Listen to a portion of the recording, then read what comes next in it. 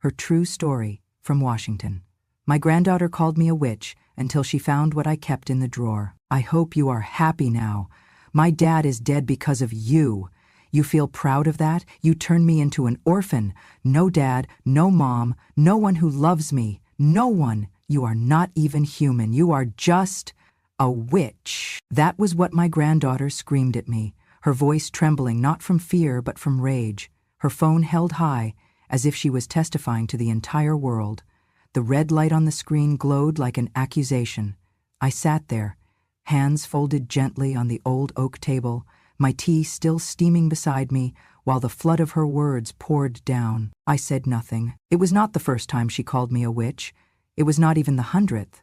But this time, the room was not just the two of us. This time she had brought strangers in, hundreds of them, watching through their screens, judging a woman they had never met. "This is her," she said, spinning the camera toward me as if I were some exhibit.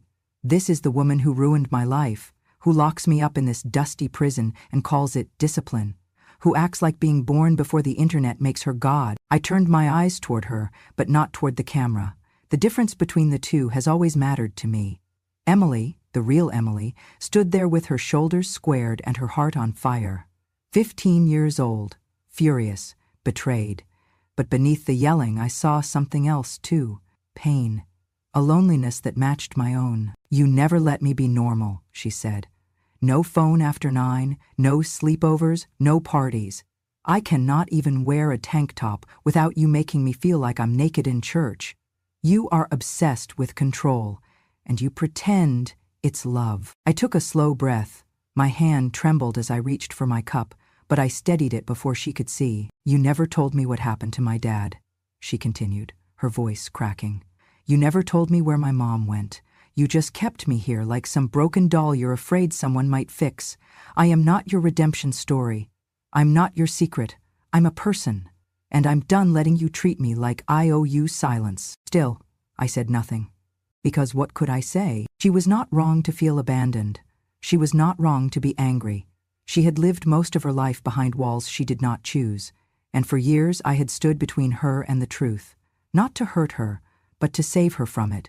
Or so I believed. The comments on the live stream were still rolling in. I could not read them, but I could feel their weight. Laughter, outrage, curiosity, strangers picking sides in a story they knew nothing about. Emily turned the camera back to herself. "If you've ever wondered what it's like to live with a real witch, wonder no more. She's here, and she thinks silence is love, but silence is just empty." She ended the stream with a tap. The silence that followed felt heavier than the shouting. I looked down at my tea, untouched, and wrapped my fingers around the cup. The heat had faded, just like her trust, just like everything we used to share when she was small enough to fall asleep in my lap. I remembered the first night she came to live with me. Her clothes were too small. Her hair hadn't been washed in days.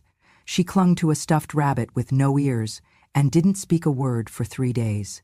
Back then, she was afraid of everything, the dark, the quiet, me. Now, she feared nothing, not even the truth. "You gonna say something?" she asked, quieter now, almost daring me. I looked up, met her eyes, and then I shook my head. "No," I said, "not tonight." Her face twisted into something I hadn't seen before. Not anger, not disgust. Something closer to heartbreak. She left the room without another word. The stairs creaked under her weight. Her door slammed shut. I remained at the table, the light above flickering just slightly. I listened to the refrigerator hum, the wind outside brushing against the windows, the ticking of the clock like a pulse refusing to die. I had known this moment would come. It had been coming for years. Each rule I enforced, each story I refused to tell, each bedtime when she asked where her mother was, and I answered only with a story about angels. She had asked me once, when she was 10, "Why don't I have a mom like other kids?" I had looked out the window then, at the trees bending in the wind, and simply said, "Some mothers aren't born knowing how to love."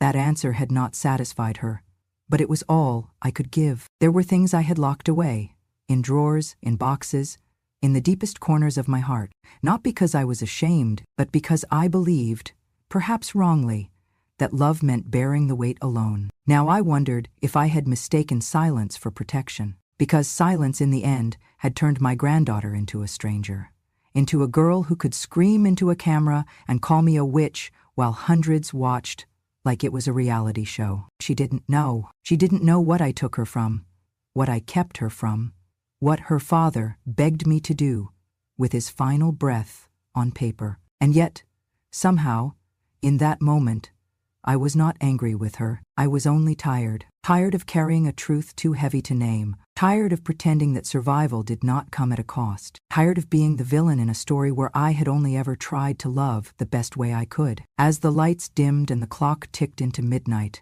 I sat alone in that kitchen and thought, if she must hate me, let her hate me now, so that one day, maybe, she can forgive herself for not knowing. Emily came to live with me when she was 7 years old. Her mother was lost to things I do not have polite words for. Her father, my son, disappeared one night and never came back. No goodbye, no explanation. Just a voicemail that said, "Take care of her, Mom. I can't anymore." And then silence. I picked Emily up from a one-bedroom apartment that smelled like sweat and smoke. Her shoes were too small, her lips were chapped. She held a doll missing one eye and didn't speak for the entire car ride home. When we pulled into my driveway, she looked up at the trees surrounding the house and whispered, "Is this where the witch lives?" I said nothing. I did not hold her hand. I led her to the guest room and told her to unpack what she could. I made oatmeal for dinner and we ate in silence. She didn't cry. I think she was too tired. That was the beginning. I was not soft with her. I won't pretend I was. I fed her. I clothed her. I made sure she had clean sheets and warm socks and a roof that did not leak. But I did not tuck her in at night. I did not read bedtime stories. I did not kiss her forehead and tell her she was special. I was afraid of getting too close, because I knew one day she would leave me, and I did not want it to hurt more than it already would. As she grew, the silence between us stretched. I set rules. I had to. No phones after 9. No crop tops or short shorts. No makeup before high school. No sleepovers unless I spoke to the parents myself. No parties where there would be boys, or alcohol, or both. No wandering through the woods at dusk. No TikTok, no Snapchat, no lying. Every rule came from somewhere. A mistake I had seen, a danger I had known. But to her, they were shackles. At school, the kids called me the witch on the hill. I knew that too. Kids laugh at what they do not understand. I became a character to them, an old woman in a gray house who didn't trust the world and kept her granddaughter locked away from it. And Emily, God bless her, just wanted to be normal. She wanted to wear what the other girls wore, talk the way they talked, laugh about things that I could not find funny. She wanted to blend in, but I would not let her. I was not raising her to fit in. I was raising her to survive. Still, the price was high. She began to resent me around age 12. That's when she got clever. That's when she stopped asking and started hiding. She would sneak a phone into her room and stay up whispering into it under the covers. I would find wrappers from candy I never bought hidden behind her dresser. Her browser history showed searches like "How to Run Away at 13" and "Emancipation for Minors." And one day, I heard laughter from the porch and opened the door to find her and 2 of her friends huddled around a phone. They were watching a video she had made. It showed me cooking in the kitchen. The camera was shaky, hidden behind the hallway door. I was humming an old hymn my mother used to sing and stirring a pot of stew. The lighting made my face look hollow, the shadows under my eyes more sunken than they were. She had added sound effects, cackling, thunder. The caption read, "Caught my witch grandma summoning something in the stew." I said nothing then. I closed the door. But that night, I wept. Not because I was hurt, I had been called worse, but because I saw how far I had pushed her without ever offering her a hand to hold. I had become the villain in her story. The video didn't go viral at first. Just a few likes, a few comments. "This is hilarious. She looks possessed. Lamau, does she eat rats?" Emily laughed when she read them. She showed me once, mocking the way I squinted at the phone. "You've got fans," she said. I did not laugh. Weeks passed. Then she posted another one. This time, she staged it, placed a candle in the window, played Gregorian chants from her Bluetooth speaker, hid under the table, and filmed my shadow against the kitchen wall. The caption, "Witch Grandma Caught Doing Rituals at Midnight." It exploded. Tens of thousands of views, hundreds of comments.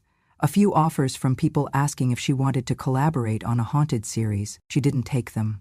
But she liked the attention. I pretended not to see, until the day I couldn't. She had just posted a new one. I was cleaning green beans at the sink when she burst in, laughing, phone in hand. "You have to see this, Gran," she said, flipping the screen around. "Your face is priceless." The video was me again.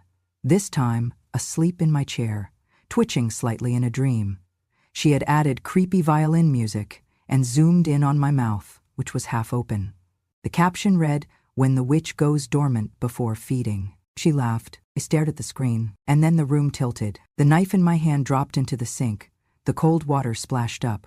My knees buckled. I hit the floor before I could call her name. When I came to, she was gone, and I was alone in the kitchen, my head pounding, my hands trembling, and a truth sitting heavy on my chest. I had saved her from one kind of hurt, only to deliver her into another. I had turned myself into a ghost so she could feel safe, but in doing so, I had vanished from her heart entirely. And now the world thought I was a monster. Maybe they were not wrong. It happened on a Tuesday night, after the stew and before the storm. I had not been feeling right all day. There was a pressure behind my ribs, something tight and unfamiliar, like a rope being pulled slowly around my chest. But I had ignored it, like I ignored most things. The body is just a worn house by this age. Things fall apart, creak, stretch too far. You learn to live with the ache. Emily had been upstairs for hours. The door closed, laughter slipping through the walls like smoke. I had not checked on her. I knew better than to knock when she was in that mood. Whatever mood that was. I stood at the sink, washing a cup, when the pain finally gripped me. It was sudden, mean. My knees gave first, then my vision. I remember reaching out, thinking I could hold on to the counter, but the ceramic slipped through my fingers and shattered before I hit the floor. I do not remember the rest. They told me later that it was Mrs. Clifton, our neighbor, who found me. She had noticed the kitchen light still on well past midnight and decided to peek through the window. She saw me on the floor and came in through the back door without hesitation. She called the ambulance. She rode with me to the hospital. She signed the papers. Not Emily. Emily had been asleep, or so she claimed. Her room was upstairs. Her headphones were in. She said she had no idea. But when I returned home days later, something in the house had shifted. And not just the air. There was a drawer in my bedroom. An old thing, stiff with time, at the back of the tall dresser I had owned since my 20s. It was locked, always locked, but I found it cracked open, and the key, once worn on a chain around my neck, was missing from my jewelry tray. I knew immediately what had happened. She had opened the drawer. She had found the box. That wooden box was never meant to be discovered, not by her, not like that. I had kept it hidden not because it was shameful, but because it was sacred. It held the pieces of a life I had tried to keep from collapsing entirely. A collection of things I read when I needed to remember that I had done something good once. Something brave. Or at least, something necessary. She had opened it, and so, while I rested under my quilt that following week, weak and wary, I waited. Waited for the storm that would come when she realized her father had not vanished into nothingness, but had lived, and written, and begged me for help. I had not spoken of those letters in years. The first arrived months after I took Emily in. It was short, rushed, written in pencil. He did not know if I would read it. He said, "I am sorry, I should have done more.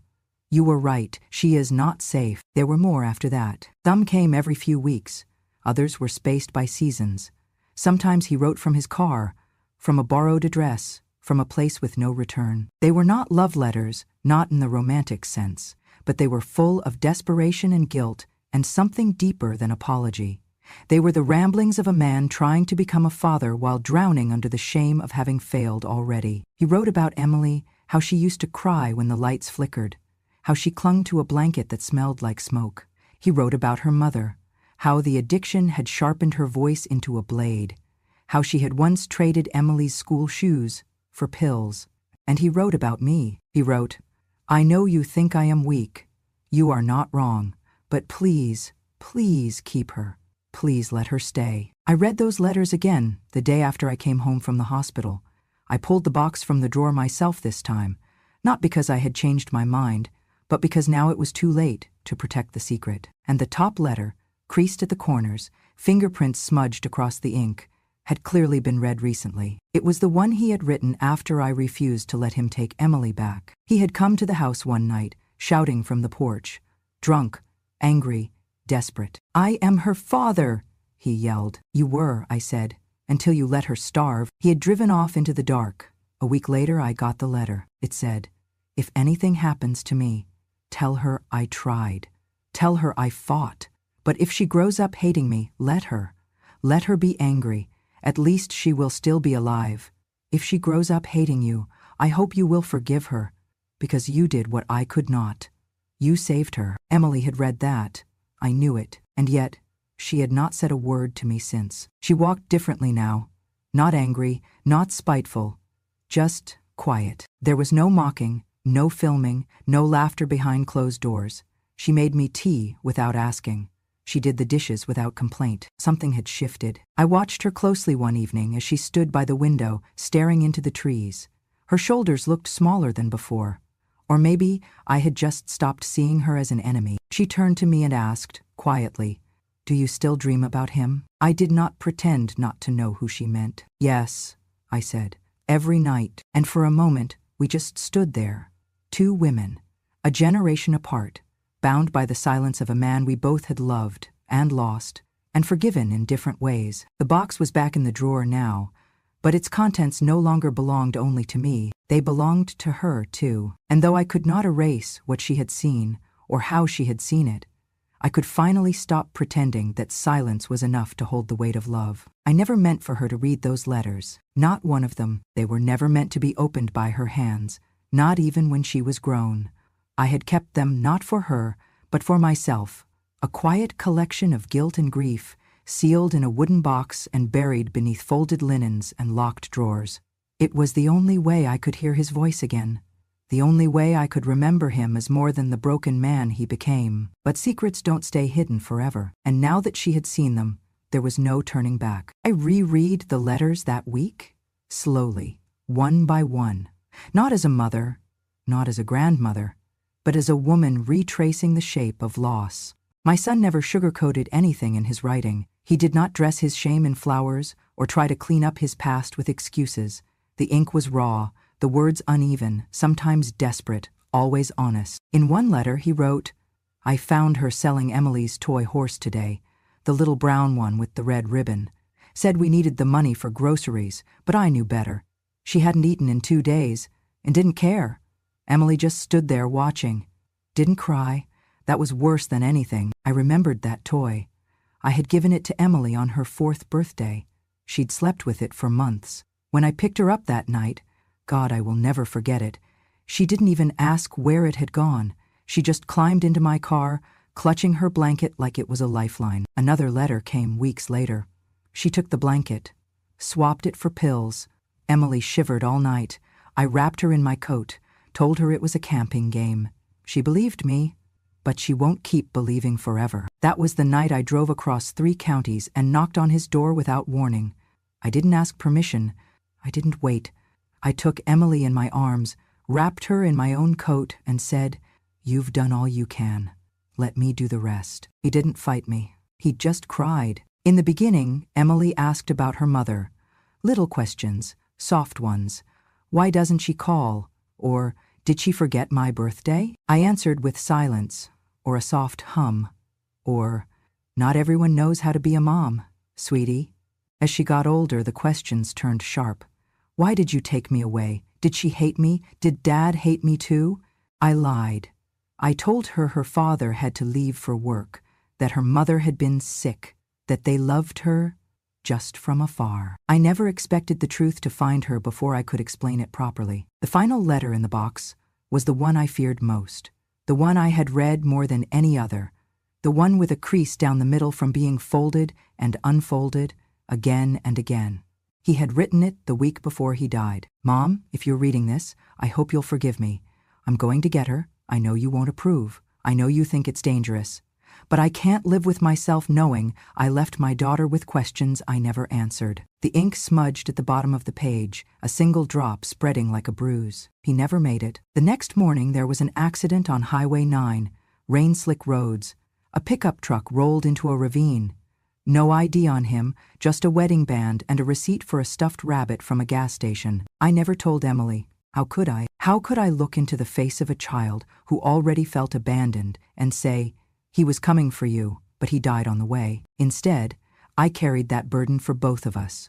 I let her grow up believing her father had walked away. I thought I was protecting her from pain.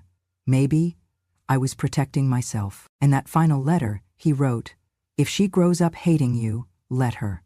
If she throws every ounce of pain at your feet, let her. Because you're the only one who stayed. The only one who chose her safety over your comfort. You're the last good thing in her world. And you have to let her believe you're not. That's the deal. That's what love looks like now." And so I did. I let her hate me. I let her twist me into the villain, the prison guard, the witch on the hill, and I never once corrected her. Until now, she has seen the truth whether she was ready or not. And in her silence since, I've seen something unraveling. Not anger, not rebellion, understanding. One night, she stood at my bedroom door and didn't say a word. She just looked at me. Her eyes weren't wild anymore. They were full of something heavier. And I knew, without her saying a thing, that she had read that final letter, that she had heard his voice, just like I had. And that, for the first time in a long while, she was seeing me not as the enemy, but as the woman who stood between her and a world that would have eaten her alive. After the letters, Emily changed. But change, I've learned, is not always sudden. It comes in small movements, quiet ones. She began leaving the dishes in the sink rinsed instead of crusted over. She asked if I needed anything from the store, though she never waited for my answer. She made 2 cups of tea at night instead of 1, and left mine on the counter, wordless but warm. Then, one morning, I noticed she had taken the old newspaper box from the attic. I said nothing. I knew what she was doing. She was chasing ghosts. And this time, I let her. She spent hours reading microfilm at the library, scrolling through pages of local obituaries and police reports. She borrowed yearbooks from neighbors who still remembered her father as a boy. She interviewed Mrs. Clifton, the postman, even the old man at the gas station who had sold my son coffee every morning. The year before he died, she was trying to trace a line through the silence I had built. I let her, because it was time. I saw the moment the truth landed. It was late.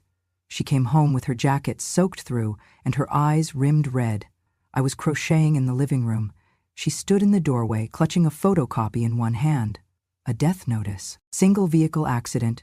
Highway 9, slippery roads, no foul play suspected. "Was he coming to get me?" she asked, her voice barely above a breath. I looked at her, at the paper, at the girl who still called me her jailer only weeks ago. "Yes," I said, and that one word made her knees give. She sank onto the couch across from me, arms limp at her sides. "He was coming for me," she whispered, "and I never knew." I set my yarn aside. "You were 7, I said softly. "You were just a little girl. You did not need to carry that." "But I do now," she said. "I carry it now." She stayed there for a long time, staring at nothing. I thought she might cry. I thought she might scream. But instead, she asked, "Why did you never tell me?" I folded my hands in my lap. "Because if you had known," I said, "you would have blamed yourself. You would have wondered if your anger made him come, if your sadness called him back, if your need became a death sentence." She looked at me, eyes wide, trembling. "And I would rather," I said, "be hated by you than have you hate yourself." The silence that followed was not empty. It was full, thick, sacred. She reached into her coat pocket and pulled out another paper, this one a printed email from a county clerk. His name, the date of the crash, an inventory of what was found in the vehicle. No drugs, no alcohol, just a suitcase, half-packed, a stuffed rabbit, and a letter addressed to me, never mailed. "Did you know?" she asked. I nodded. "The police called me the next morning, said he had me listed as next of kin." "And you never told anyone?" "I told the coroner where to send the remains. I told the cemetery which plot to dig. I told the grass where to grow." She shook her head. "No funeral?" "No. Just me, and him, and the dirt." She covered her face with both hands, the paper fluttering to the ground. I watched her shoulders shake, and for a moment she looked so much like her father that it stole the breath from my lungs. Then she asked the question I had never expected to hear. "If I don't hate you anymore," she said, "do you forgive me?" I looked at her then, not as a child, not as someone I had raised out of duty or blood, but as a girl who had finally grown into the shape of her truth. I smiled, and I said, "There is nothing to forgive," because there wasn't. Because love, when it is real, does not keep a ledger. It does not wait for apologies or make lists of wrongs. It simply endures, quietly, without need for recognition. She got up and came to sit beside me. For the first time in years, she rested her head on my shoulder. I stroked her hair. She didn't pull away, and in that moment, I realized I had done something right. Not everything, but something. I had not saved my son. I had not stopped the car or changed the road or made the rain stop falling that night, but I had kept his daughter alive. And now at last, she knew that. The phone was propped up on a makeshift stand made from books and a candle jar. Emily adjusted the angle twice, then stepped back and smoothed her shirt. She was wearing one of my cardigans, oversized on her frame, sleeves bunching at the wrists. I sat quietly in the armchair by the window, the same spot I had occupied for years, watching seasons change and words remain unsaid. But not today. Today, she was going to speak. She took a breath, deep and shaky, then tapped the button to go live. "Hi," she said. "I don't really know how to start this, but I guess I should begin by saying I was wrong." There were already a few dozen people watching, her followers, many of whom had liked, shared, and laughed at videos she had once posted of me, of the witch, of the woman with too many rules and not enough softness. Emily continued, "You've probably seen my videos, the ones where I made fun of my grandma, where I said she was controlling, where I said she was cruel, and honestly at the time, I believed it." She glanced over at me for just a second. Her eyes didn't flinch. "But I found something a few weeks ago. A box, letters, stories I was never supposed to read, but I did. And now I know the truth." She paused, swallowing hard. "My mom was addicted. She left. My dad, he didn't abandon me like I thought. He died, coming back for me, trying to bring me home, the home he thought I'd never forgive him for leaving." The comments started to roll in. Hearts, question marks, a few "OMG what?" Emily pressed on. "My grandma, Jess, isn't a witch. She's not a villain. She's the one who stepped in when my parents fell apart. She's the one who made sure I ate, who made sure I didn't get taken away or lost, or worse. But instead of thanking her, I hated her. I called her names. I recorded her without her permission. I put her pain online and laughed about it." She exhaled. "There's one letter I keep thinking about. It's from my dad. He said, 'If she grows up hating you, let her. At least she'll still be alive.' That's how much she loved me. That's how much she gave up to protect me." Emily looked at the screen again, voice steady now. "Due to the people who thought my videos were funny, who commented with laughing emojis and called her a freak, I need you to know. You were laughing at someone who saved my life. And I let you. That's on me." She stepped closer to the camera then, just enough for her eyes to fill the frame. "To my grandma," she said, her voice cracking for the first time. "I'm sorry, I didn't move." "Not yet." Emily turned slightly, so the camera caught both of us in the shot. Me, sitting in my worn armchair, hands folded in my lap, eyes calm. She said, "If she's a witch, then she's the kind that stands between a child and the darkness, the kind that holds the storm back with her bare hands." The screen filled with hearts. A few people typed, "I'm crying. This is beautiful. Forgive her, please." I didn't cry. I just nodded once. Then I said, for all of them to hear, "You didn't know. Now you do. That's enough." Emily didn't say anything after that. She ended the live stream quietly, no dramatic flourish.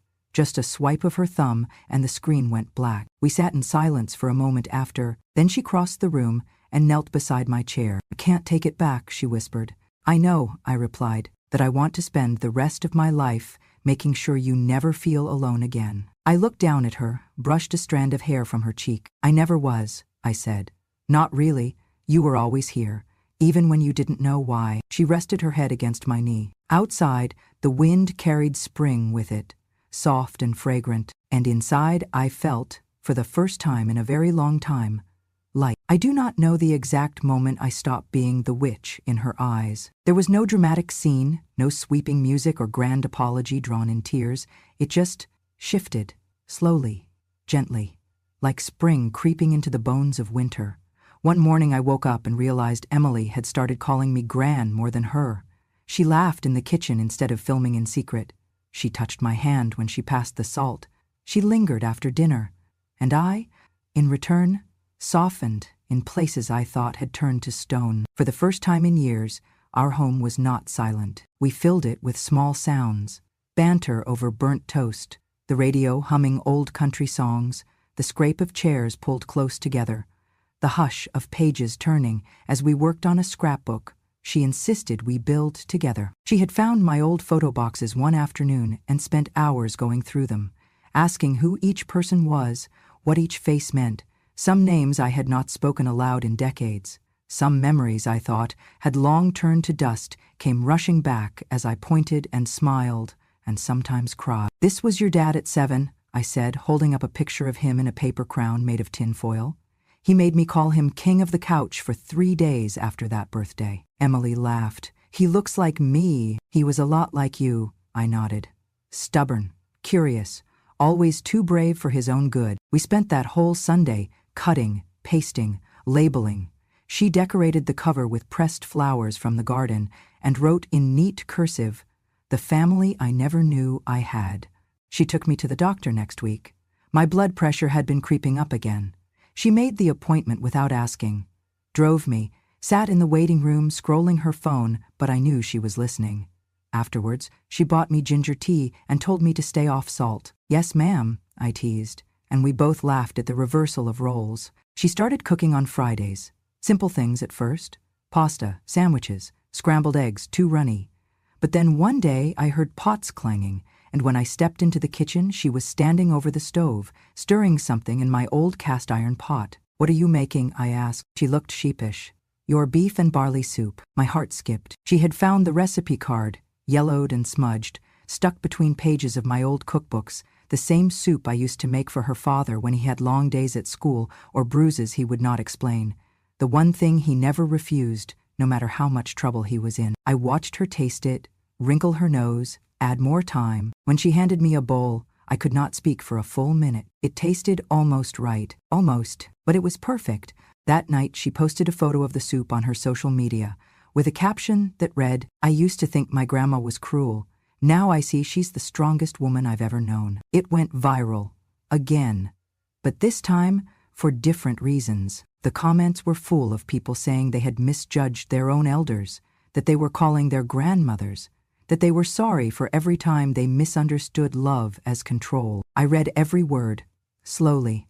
Then I turned off the phone and held it to my chest. We started planting herbs together, just a few pots on the back porch. Basil, mint, parsley. I told her the secret to keeping rosemary alive was to talk to it every morning.